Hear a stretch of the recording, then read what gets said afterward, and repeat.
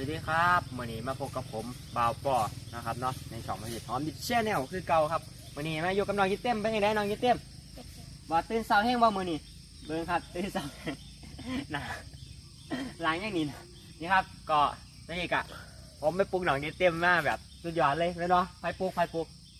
อคนเดียวเลยบ่หรือว่าทำตื่นเองบ่ตื่นเองดอกนะครับก็เดี๋ยวนี้ตัวนี้ก็มาอยู่ในป่าแล้วเนาะครับเนาะเดี๋ยวเราจะรอชมเนาะครับว่ามื้อนี้จะเป็นยังไงตัวนี้ก็มาสำรวจป่าน้ำแล้วก็มารอเห็ด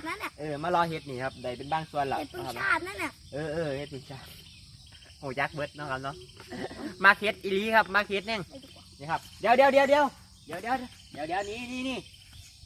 นี่บอกผู้ชมเนี่ยบอกผู้ชมเนี่ยเลยบอกยังก็ได้ฝากยังกดไลค์กดแชร์อะไรตัวจะไม่ได้หรอกดติดตามอย่าเพิ่งไปก็เอาเรารอชมเนาะมื้อนี้ว่าจะเป็นยังไงเนาะครับมื้อนี้เนาะมารอตัวนี้ก็ฝนมันเพิ่งตกใหม่ๆแต่ว่าตกแห้งๆเนาะมื้อคืนแม่นบ่ได้ยินเสียงฝนอยู่บ่มื้อคืนเอาฟ้าห้องแห้งบ่